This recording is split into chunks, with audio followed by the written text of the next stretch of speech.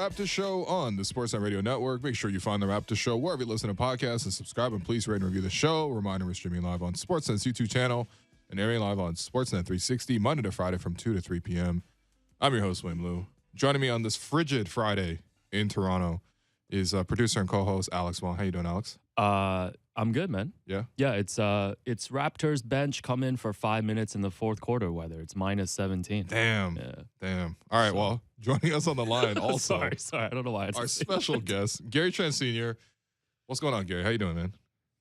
I'm doing great, man. How you guys doing? It's cold in Toronto. Yeah, can we borrow a fur coat, Gary? What's going on? I know you got a couple. I can loan y'all some, you know what I'm saying? I got enough to go around, It's but a it's loan? about minus 15 up here. It's about minus 15 up here, so. Okay. So we got to keep that for the kids as y'all well. Y'all gonna have to bring them back quick so I can change up.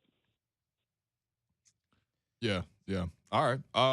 Well, listen, we gotta check in with you because the last time we saw you, at least on TV, was Raps Timberwolves. That was, you were on hand to see that game. It was a bit of a collapse by the Raptors, and by that I mean it was a tough one. They were up 14 in the fourth quarter. Offense dried up. Defense wasn't really there. Your impressions watching that game, and just sort of your impressions with sort of what's gone on with the Raptors this season, because I think everyone was sort of expecting a lot, and right now, they're outside the play-in. Well, I think part of it is depth. You have a lot of your starters playing a lot of minutes, and as the season goes on, that'll start to come back to bite you in certain teams. Like when you look at the Clippers, Kawhi can rest at any given moment. They have a Paul George who might can carry the load on certain nights against certain teams, and they take those type of risks. We don't have guys who just sit out and rest from what I'm watching, and when you don't have depth, you can't afford guys to really be out. So I think as they search for that second unit to find some scoring and to get some stops, I think that will pick them up a whole lot. Yeah, they can definitely use that. I think it's pretty clear because the starters for the Raptors, as you'll notice after every game, they're playing close to 40 minutes, right? And that's good for a lot of players. I don't think players will really complain about having consistent minutes like that, but to function as a team, obviously you got to build out the rotation. Well, you got a lot of young guys. Those guys aren't old. Scotty's young. Gary is young. He just turned 24. So those guys can play a lot of minutes. And, at this stage of their career, you want them logging minutes just for the experience and things of that nature. But you also need some guys coming off the bench logging quality minutes, because you're going to have to put some guys in off the bench on any team in any sport. But you need those guys to come in with quality minutes. And, even if you're not going to come in and give me a barrage of points, I need you to come in and not give me turnovers. I need you to come in and give me some dive on the floors and things of that nature. Those are the things that you come in with in that second unit. Maybe they need to call Melo, for the second unit scoring.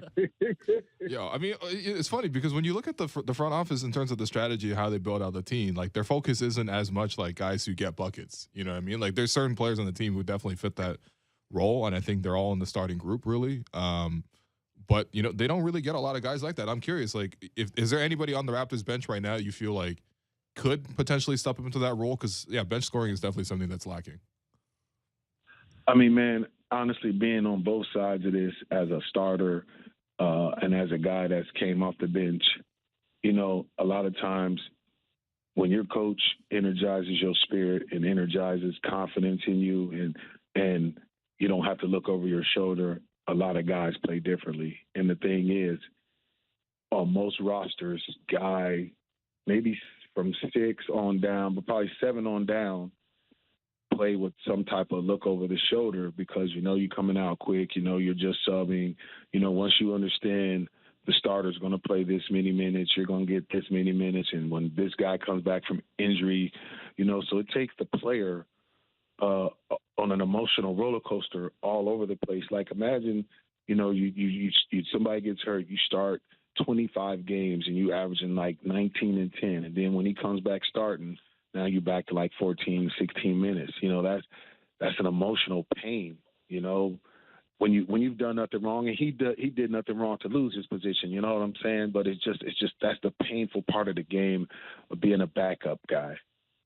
Yeah, Gary, you talk about some of this stuff too, and in terms of like we've seen this season a lot of talk about Nick having to have one-on-one meetings with players, and he's openly questioned, not questioned, but like kind of call out the team for their effort level from game to game.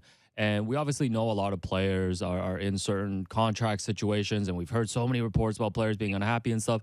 When all this stuff is kind of trickling and kind of surrounding the team, like having been, someone that's been in the NBA locker room, like been on teams like this, like how much of that will just trickle onto the floor in terms of just, a team being able to play together? Well, for the most part, every team has those issues. It's not just a Raptors thing. Every team, what I'm speaking on is just being a backup player. I'm not even specifically was speaking about the Raptors because I've been a starter on certain teams and a backup on certain teams, and I have the same emotion when I'm on the bench and I want to be in the game. And I went home all summer, did tour-a-days, and I've put so many hours in. But just due to the business of the game, the money, this guy makes this amount of money, or he slotted in for this amount of minutes. It's painful, and that's where a lot of guys end up losing themselves because you have to still stay professional through the emotional pain, and that's what makes it hard, and that's what makes you see guys act out and do certain things or shout matching with coaches and things. That it's what happens is the business gives you a bad taste for the love of basketball when you're in those type of situations, and that's what leads to some of those things. But as far as there's teams where guys can be playing for contracts and they can have success. And there's teams where guys are just playing 5 games of one-on-one and not enough cohesiveness as a unit. And, when you listen to those championship teams, when you listen to Magic and Isaiah and those guys, they talk about the harmony and the love amongst them. And that harmony and love amongst them was carried onto the court. You know what I'm saying? It carried onto the court on how you interact with guys out at dinner and on the plane and at practice and, talking to guys on the phone and all seem like, do you have a genuine care for that guy? When you listen to Magic talk about them teams and those championship teams, any championship team, the Spurs or even Golden State, you'll hear how guys really personally care for you. Yeah, I mean, speaking to those Magic team or the Magic's teams on the Lakers, like they're literally having reunions like last summer. You saw all those guys in their 70s. They're still getting together. Yeah, they doing that more than high school reunions. Yeah, they got Pat Riley out there. They got them running drills at right? They reenactment. They play like, man, you listen, and they got almost everybody there, man. So that's really love and harmony. Because if you had a sour taste with those guys, or you didn't feel some about those guys, you wouldn't show up. Right. Especially it's not, nobody's getting money from it. It was just a love thing. Yeah. And that's beautiful that they just come together like that. For sure. I mean, when there is sort of a situation where, there isn't that same harmony, or even if there is, like who is it upon?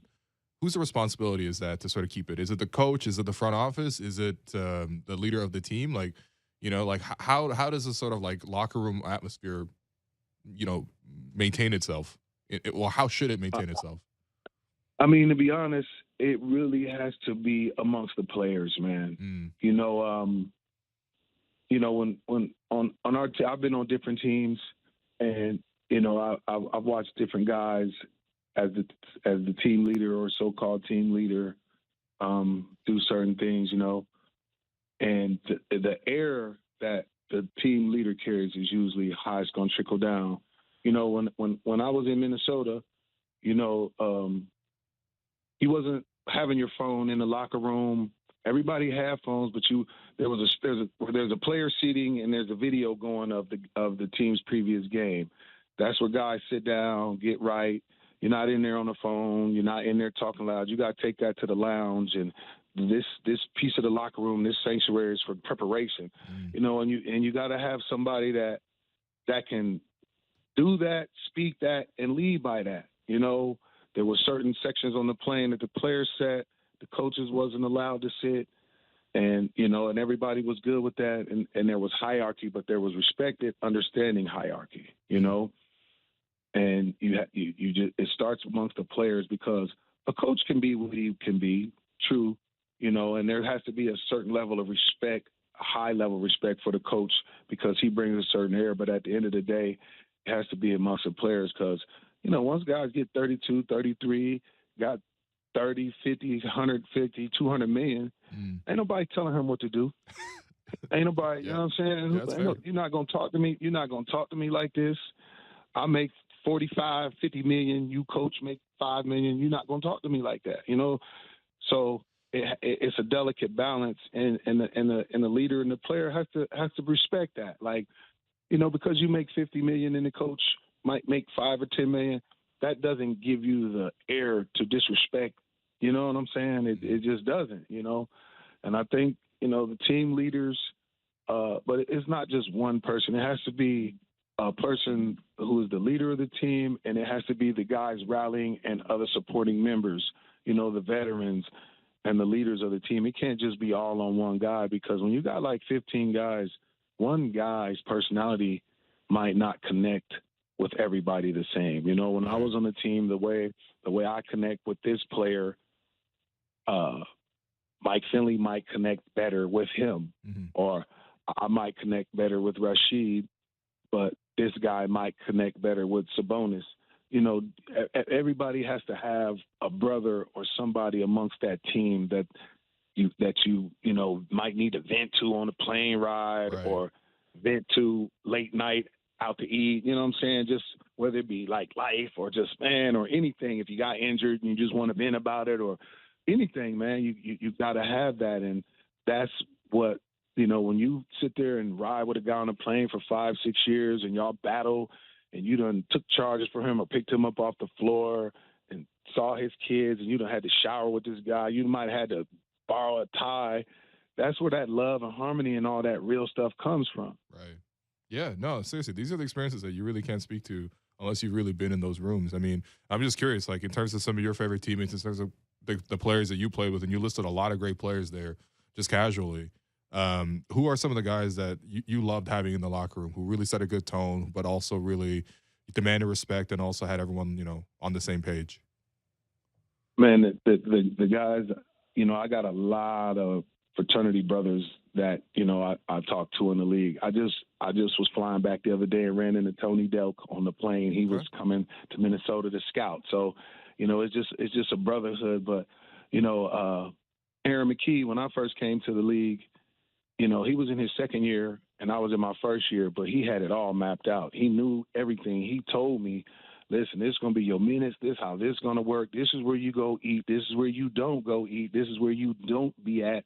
Like anything that I needed to know, he gave it all to me, So, he took me under his wing day one, and we've always been close from that. Rashid has, our birthdays are like 5 days apart, and me and him met for the NBA. So we already had, a certain relationship. Same with Kevin. Me and him met before the NBA. And, and Sam, Sam Cassell just that's my older brother, but he's my little brother at the same time. You know what I'm saying? All right. But those guys are people that I talk to consistently. Yeah. Well, no, you could tell that the bond's still there, right? Even obviously after your careers are done. And I was listening to, KG has a pod that he does with Paul Pierce, right? And I was listening to them, and every time they talk about Toronto, they always talk about little nephew up there. They're always talking about Gary, right? Your son. And you could tell that the closeness, you know what I mean? And, speaking of Gary, right? I mean, he's had, I think he's really made himself into like a huge fan favorite this season, like consistently, with the Raptors, especially with the record the way they are, right? There's always all this stuff about trade talks, right? And everyone their names gets mentioned in this. Really, everybody except for Scotty has sort of been put into some sort of fake trade here or there. But I think over the course of the year, people have really come to appreciate what your son has been able to do, especially given the fact that he went through, a dry spell in November where his shooting percentages were down, and Nick put him on that bench, and he fought his way back off that bench. And now there's no question as to whether or not you're going to keep him in the starting group. He's just on there every single night. his name and pen. I'm curious because in that time in November, you know, when he was struggling a little bit, how did you help him get out of that funk? Just having conversations with him to make him understand the only thing you can control is your workload. So that's the only thing you can believe in. You don't have to believe in nobody else. You don't have to believe in nothing else. Only believe in your workload. There's no way you're going to come in this gym and watch the ball go through the rim 700, 800, 900 times, 4 or 5 days a week, and your shot not come back and you don't believe in your shot. You're not going to watch it go through the basket 4,000 to 5,000 times in a week, and then when you shoot that shot, think it's not going in. That's why if you notice, like a Ray Allen, you ever see him on Monday go 0 for 8, 0 for 9, and then on Tuesday go 9 for 10 from the three-point line. You know what I'm saying? Because the only thing you can believe in is your work, and you got to put the work in, and you got to see that ball going through the basket time after time after time after time. And that's why when you watch the Kobe's and the Jordans and those guys, they believe that shot is going in, you know. That just attributes to him being mentally strong, because in this business, you have to be mentally strong. And you have to be mentally strong so that you don't lose your professionalism. You have to be mentally strong so that you don't give up on yourself. You know, a lot of people thought it was funny when Snoop did his, got his star on Hollywood, and he was like, and last but not least, I want to thank me. Hey, listen, it sounded funny, but you got to thank you, because I could preach to my son. I could bring anybody in the family. I could bring back anybody, Adam Silver, anybody to come and talk to him. But if you don't want something, and if you're not about that, and you're not mentally strong, it doesn't matter, because at the end of the day, it's on you. So at the end of the day, yeah, I had conversations with him and things of that nature, but he got to thank himself for believing in himself and to not give up on himself and to not waver through this. You know how much that would hurt or be embarrassing to go back to the bench, not be a starter, after you worked and climbed and clawed to try to keep proving yourself. His name has been in trade rumors every year he's been in the league. You know what I'm saying? So, that's nothing new. That's why the only thing that you can control is your work. You don't worry about trade rumors. It's going to be a trade. It's been a trade rumor every year. So that don't affect you no more, because that's old now. If a team believe in you and a team really wants you, they're going to put that money out there, and they're going to put them years out there, and they're going to keep you, and they're going to make you a part of it. If not, you play elsewhere. That's how it's always been in this business. It's not just on the player all the time. A player will get ridiculed when he shout he want to be traded, but don't nothing get ridiculed when the organization trade the player. Right. It's all business. It's all equal. Oh, he's not loyal. If Dame was to come out and say he wanted to be traded, now everybody in Portland would think something's wrong with him, even though he doesn't. I'm just saying, people gonna shun on that. People are gonna be mad. People are gonna talk down on that. Yeah, no, I think it's super interesting, because I think we talked about this too. Like Gary, when he was moved from the starter to the bench role this season, and I think Nick had some comments about him needing to be better on defense. And there's certain guys who might take that criticism the wrong way, or take going to the bench the wrong way. And I think Gary, like you mentioned, he just put in the work, and he just responded in a very just professional way, right? And you can see the way that he's turned his season around now since that stretch. And you mentioned the trade rumors. It is interesting, because I'm sure, as you know, Gary, this is all we've been talking about, and the Raptors have been the number one team coming up to the trade deadline. It's interesting to think about from Gary's perspective that he has been in these rumors a lot, even when he was in Portland, and obviously the year that he was dealt here to Toronto. When you're seeing all these reports, because there's reporters now, talking about whether a player is unhappy, whether what kind of money that they want, what kind of situation they want to be in. As a dad to an NBA player, obviously you have the info, you understand, you talk to your son. How hard is it sometimes to just kind of stay out of it and not be I got to speak on this because people are talking about my son and reporting things that are not true? No, those aren't all those rumors. They're true. The reason they're rumors is because they're not solid. But the reason they're rumors is because when you are a team at the bottom, usually you're looking for some type of answers to make things happen.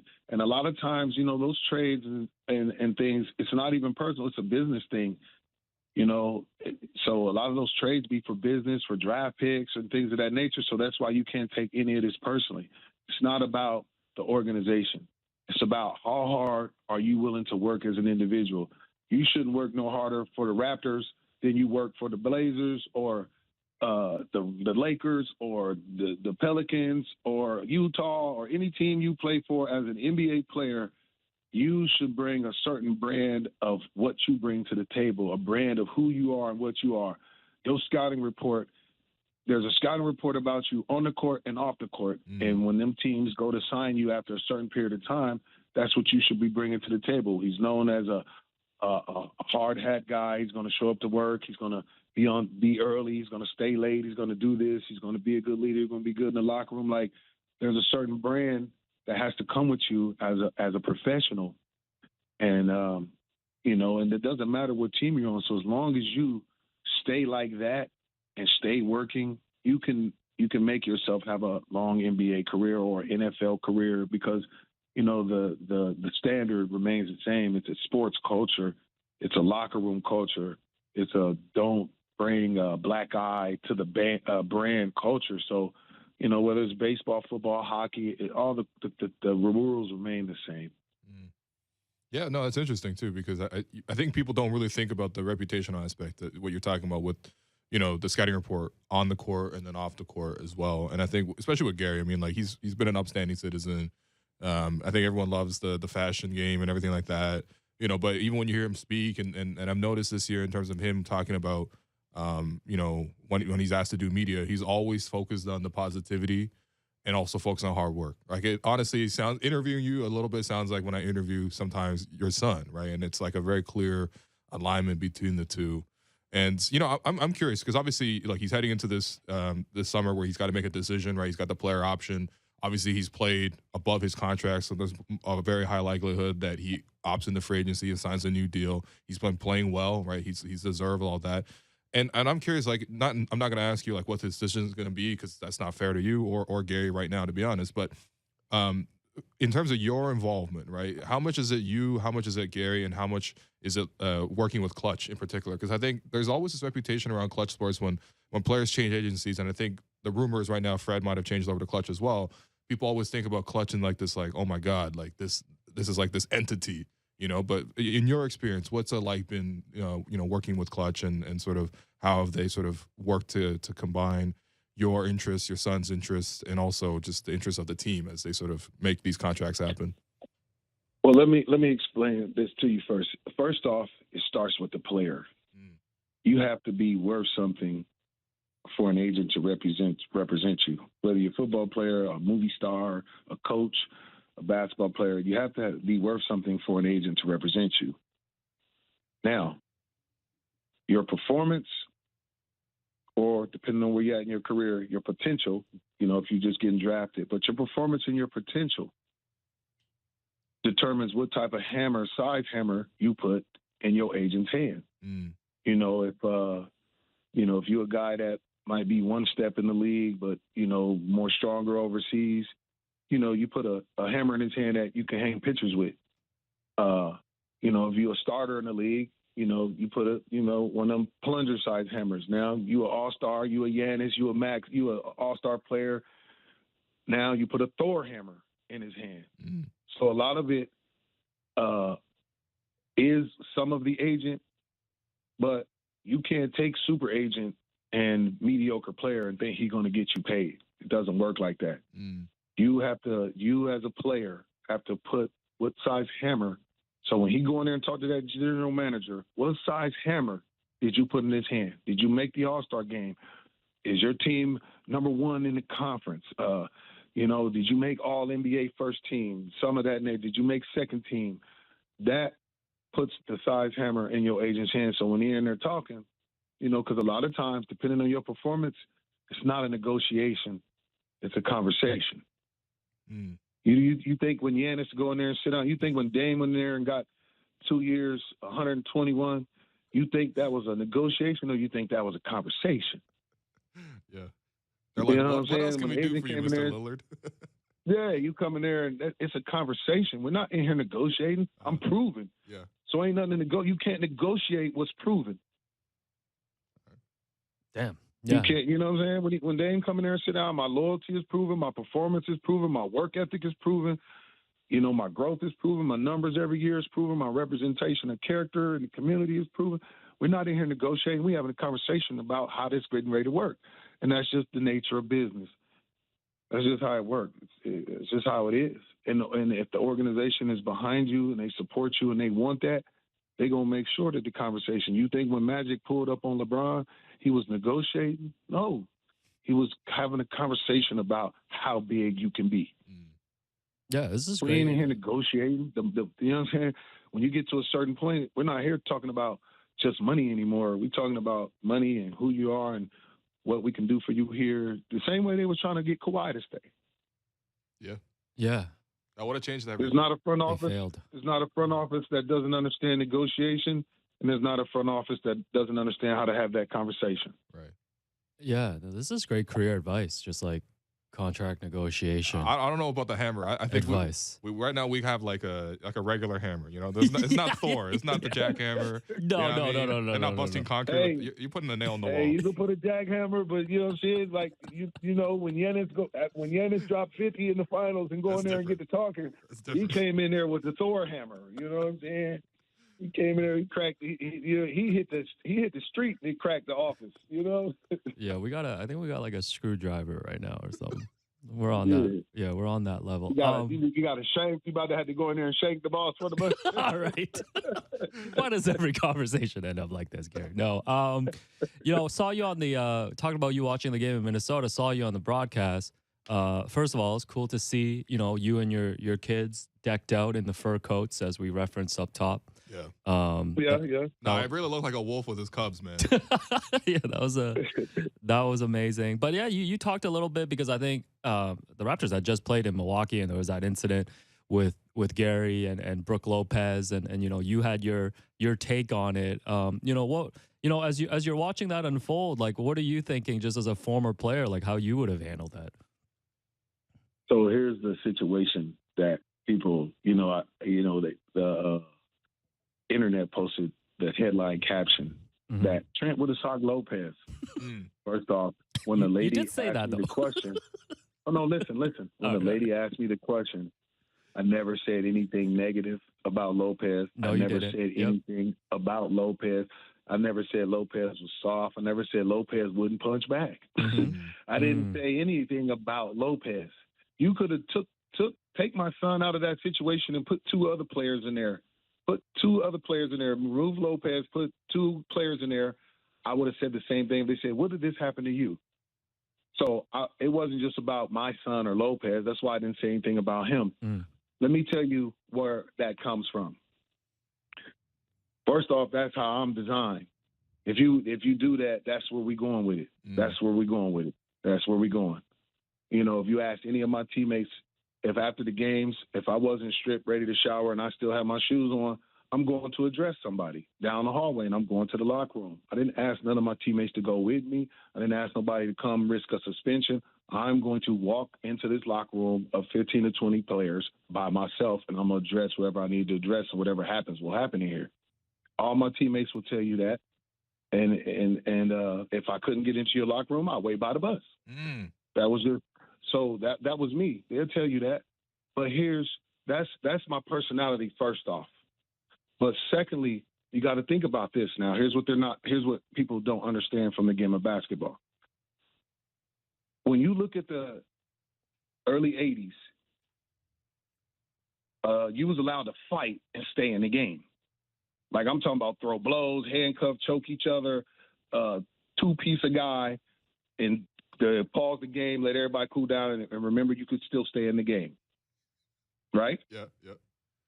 It's kind of wild thinking about it now because that's like a 5-game suspension. People, it's so far ago, people don't remember that, right? So here's the timeline, right? So that went on in the 80s. So when guys come into the league in 87, 88, 89, they're still dealing with the mentality that was above them, that you got to be tough. It's going to be no layup rule.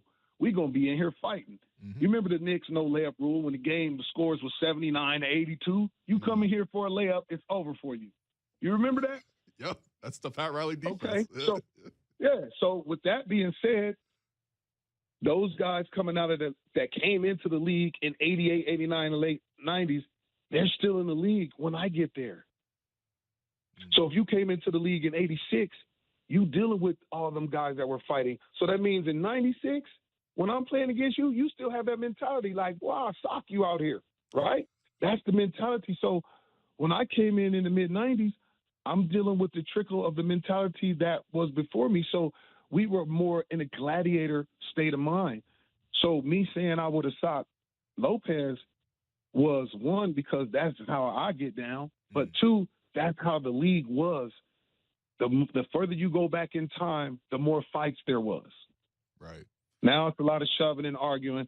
And really in the game of basketball or any sport, there's no place for it. Right. You know, if you look at how, Kevin McHale took Kurt Rambis out the air, that wasn't basketball. How they used to do, the bad boys used to do Jordan, that wasn't basketball. Yeah. You take LeBron out the air like Rambis did, like Kurt Rambis got took out there. Boy, you might get a 50-game baseball PED type suspension. No, I'm just imagining that. Saying? Because I'm surprised Isaiah Stewart is still down there in Detroit. That was but you know what I'm saying though. Yeah. You can't. There was really no place for it. But that was where when she asked me that in that type of situation, and I'm putting myself in that situation in that time and era. First off, my teammates and everybody, when you have to stand up for yourself or stand up for somebody, that was the mindset at that point in time. Man, you got big guys in this league like Otis Thorpe. Otis Thorpe gonna fight you. Charles Oakley gonna fight you. Anthony Mason gonna fight you. Yeah. Larry Johnson gonna fight you. Alonzo gonna fight you. Shaq gonna fight. I mean, you know what I'm saying? Yeah. It was about, not only can I beat you on the court, I'll beat your ass on the court, off the court. Like, it was that mentality in the air. So it wasn't nothing personal about my son being involved or nothing personal about Lopez. That's why I didn't say anything. I just said I would have socked him, because I'm thinking back in our era, that's what you would have had to do and to keep your point across. It's interesting because you're describing like a lot of it's like you sort of like police the game yourselves, right? And when there's that kind of culture, you probably don't see the same thing as like two guys getting tangled up on a box out and then someone just flicks a headband off. Like, come on, man, that's just disrespect, Like in any context, that's disrespect. I can't come over here. You got to look at it like this. You got to look at it like this. If you've been in the league 15 years and you ain't never been in an injection before, and your first one was from a headband, you ain't really about that smoke like that. Right. You know what I'm saying? Lopez come to work, he do what he do. Yeah. And, you know what I'm saying, he played physical, he banged down there, he got a big ass, you know what I'm saying, he a big ass body. You know what I'm saying? So, when you catch one suspension after 15 years, that's really not his character. I think it was just more of a heated moment thing, Yeah. No, that's fair. Because, I mean, listen, man, it's always interesting getting this perspective, right? Because a lot of the stuff, like reporters, like we're not going to see this, we're not going to hear this, we're not going to understand it until it's like explained explicitly to us, And so, hey, listen, that's not gonna be the last shenanigan my son get in with somebody in the league.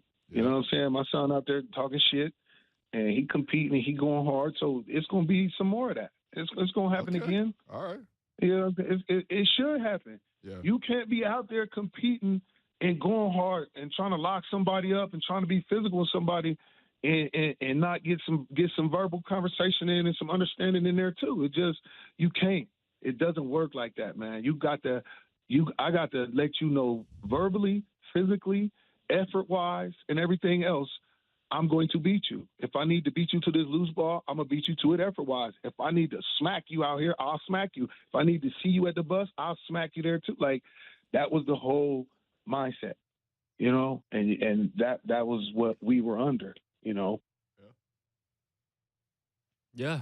That's No, why you that's think the scores is like that now. Guys go to the floor is so spread, everybody running to the 3-point line. So here's how much it's changed, and this was the most amazing, crazy thing to me. When I was playing all my life, coaches told me if a guy flashed through the paint, you have to chest the cutter. Nobody can just duck in the paint. You can't just be letting guys cut through the paint, because imagine just letting Shaq just duck in, or at least trying to prevent him. You know what I'm saying? You're not going to prevent it. You got to give it what you can. But imagine if every team just let guys just run through the paint, run through the paint, run through the paint. So that's why the scores like they are now. So when I was coaching and I'm talking to guys, I'm like, hey, when a guy flash in here, they're like, no. The referee told me, because, they bring the NBA referees to training camp with all the new rules and whatever. Dude said, no, if you chest the cutter, that's impeding the offensive player's progress. I'm like, what? So he just get to roam free?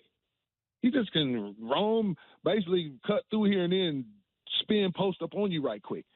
And that's why it makes the scores like they are, because, people say, oh, there's no defense in the NBA. There's great defense in the NBA, but there's greater offense. When you watch summer drills, every time you turn on YouTube, guys are in the gym working on offense. Yeah. You ain't seeing no guys at the gym sliding and diving on the floor. They are working on the jumper, working on footwork, working on jump hooks, working on free throws, working on step backs, working on this yo-yo move. Ain't nobody at the gym working on no D. You play D when you show up. Right. I mean, so if you think about it, you get more money most playing guys offense only too, play defense. Most guys only playing defense at practice and in games. Yeah. You don't work on defense. Right. Now, you work on defense by, if you're doing lateral movements in the summer, groin stretches and band work and sand work, that's potentially how you work on your defensive movements. You know what I'm saying? But a lot of guys ain't, you getting paid to make sure you can spread the floor. You getting paid to make sure you can rebound and things of that nature. There's not too many guys just strictly in the summertime. All my job is the defense, so I'm just sliding out here and on the beach and on the court. You're telling me guys are getting together in the offseason to do shell drills? Like that's not a thing. No, you know what I'm saying? So, guys getting together in them workouts, like at Remy workouts and things of that nature, or Chris out there in LA. But ain't nobody. When you turn on the YouTube and see some NBA guys sliding in some drills, like who gonna go pay a trainer to teach me how to slide? No, that's a good that's a good point. I'm gonna pay you to put me through these drills, get my handles up, do my thing like this. Yeah. I don't think nobody paying for defense to slide. All right, Gary. I got one last question for you, because I thought of I mean, this was all over the news, right? Especially when it happens with in LA with LeBron. That whole thing with the Memphis Grizzlies. Shannon Sharp was sort of like, talking to Dylan Brooks or Ja Morant or whatever, and then it sort of became this whole thing, and then Ja's dad got involved and all that kind of stuff. And I was just thinking of this whole situation, and I'm just like, it does feel like because there's lots of like father-son combos now in the NBA, right? I think there's a stat that came out there. I think your name was actually mentioned. LeBron had played like 7 different sets of like father-dad combos in the league, which is kind of wild to think about his longevity, because he played against you. Now you played against Gary a couple times now. But even though there's a lot of these like father-son combos, it feels like it's not the father-son combo where both the dad and the son played in the NBA. They don't make the headlines as much as like when the son makes the NBA, but then about the famous dad. And I'm curious, like, why do you think that is? I think it's just from the media wanting to know more about, like a Ja Morant, right? Yeah. I don't know I don't know anything about his father, and I've just seen him on TV as far as at the games, and then the little situation with Shannon. I just think the media and society just wants to know more about Ja. And, if people follow his social media, or he posts his dad, or they see the dad sitting courtside or whatever, and things of that nature, I think it's just about society wanting to know more. Right. Because if you think about it, the only time, if you go back in history, the only time that you could get some inside scoop was probably more gossip from the Inquirer. So now the internet is just the Inquirer now. It just put out instant news right there on the spot. And whether it's true or not, Somebody will watch something one time, hear a story or see a caption, never talk about it again or read up on it again, but they just will go with what they read and start spreading that. I think the situation with the Shannon Sharp and them, I think when his son came over, his dad just felt compelled to come over, and as any father would, I don't know what I might have done the same thing. If you acting like you about to get down with my son, but you know what I'm saying, you're gonna have to get down with everybody. I wouldn't bank on the teammates coming over here before me. That's you fair. Telling me you about to walk on the court and do something to my son? Nah. As a pedestrian, I'm not gonna go on the court and do like if my son was tangled up on the court. I wouldn't have left the stands to untangle him and Lopez. But if I was sitting courtside and somebody was about to get into it with my son and you in street clothes, man, I'd come out there and break your neck in front of society. No, that's fair enough, man. All right, Gary, I appreciate you always taking time to come on the show. All right. When are you coming to Toronto, Gary? Are you coming to Toronto anytime soon? I'm not sure, man. I might come up there next week or so. Okay. Oh, okay. All right. All right, I'll keep an eye. I'll let the staff at Pi know that you might be coming. Oh, come on, you always talking about Pi. Yeah. I might come by the studio though if I come there. Yeah, okay, please, man. Right. No, you got my number. Message me. Let's make it happen. All right. I appreciate you. All right, Gary Trent Sr. One of the fan favorites on this program. We always clear out. Like we had other topics, we scrapped the other topics. Yeah, not much happened, in the last hour. Yeah, just Kyrie Irving requested a trade from the Nets. Requested a trade. Who cares? All right. But anyway, look, we'll come back. We'll talk about that real quickly. But I've been your host, Willu, and you've been listening to the Raptors Show on the Sportsnet Radio Network.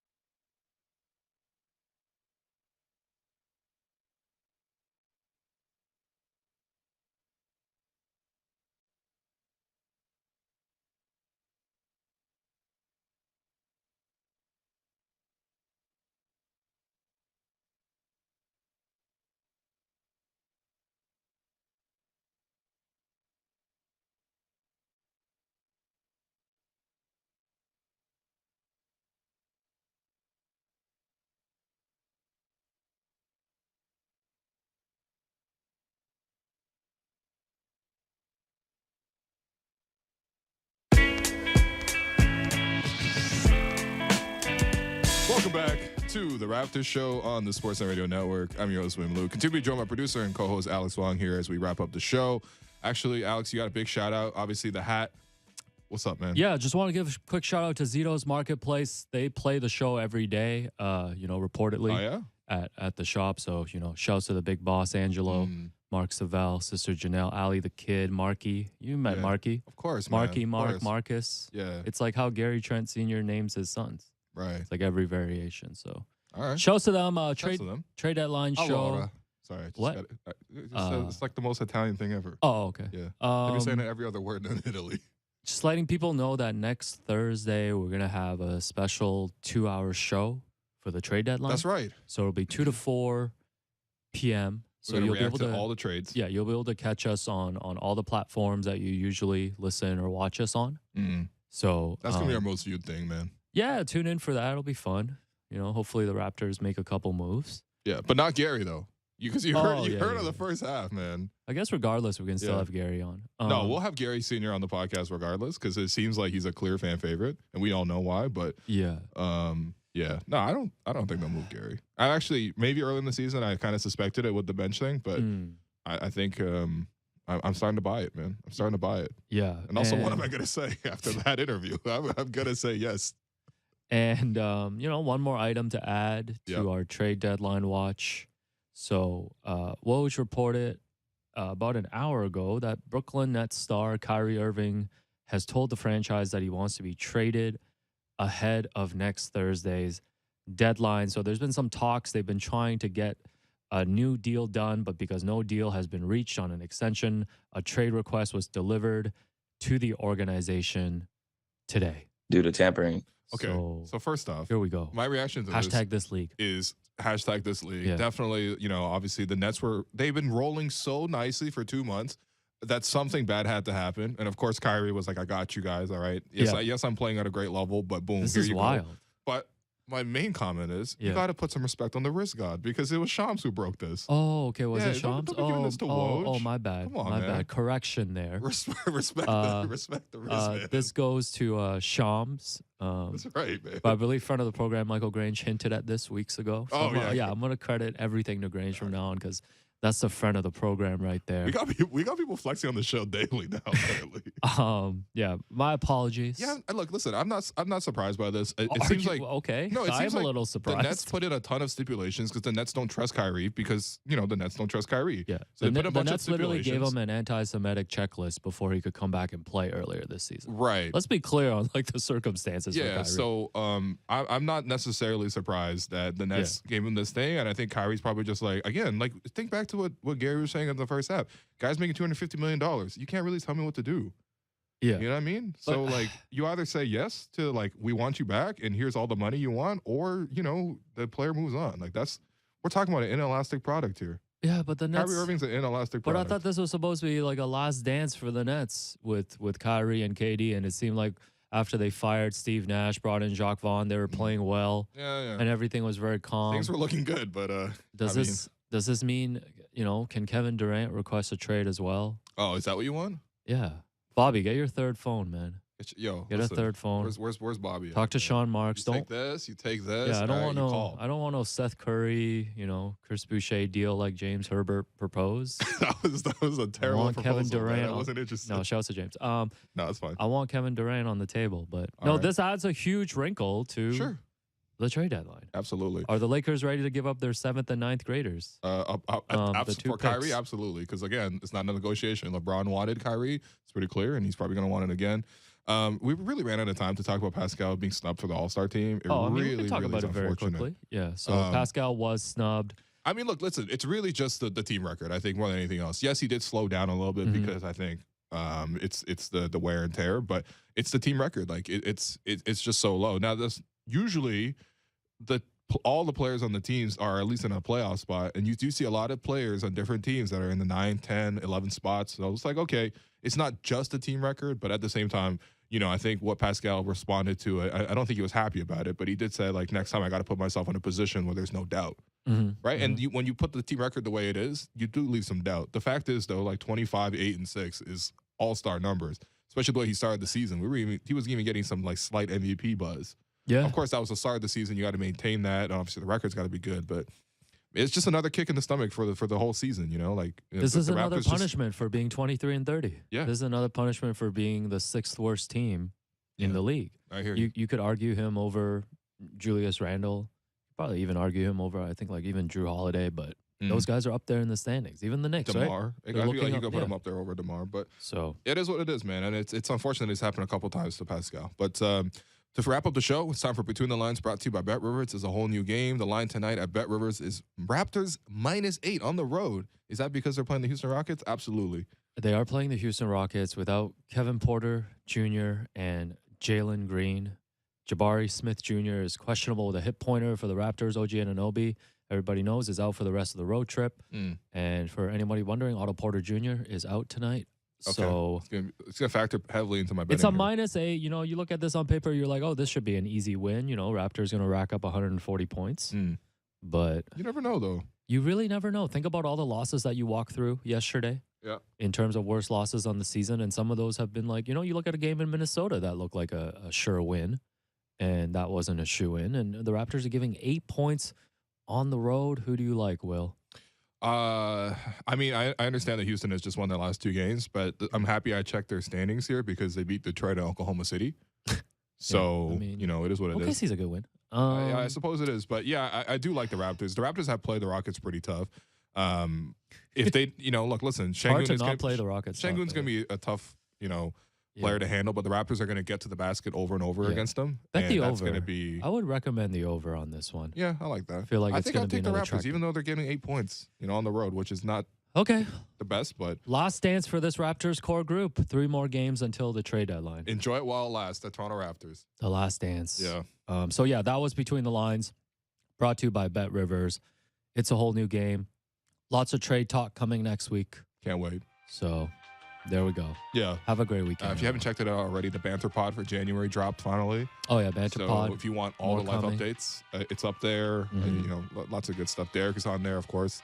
But anyway, we're running out of time today. I've been your host, Will, and you've been listening to the Raptors Show on the Sportsnet Radio Network. Make sure you find the Raptors Show wherever you listen to podcasts and subscribe. And please rate and review the show.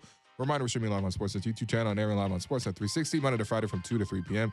Thanks once again to Gary Trent Sr. Thanks to producer and co-host Alex Wong. Thanks to our board producer, Derek Brandell and Frank Baraska for helping us with the YouTube stream. And we'll be back to talk to you next week.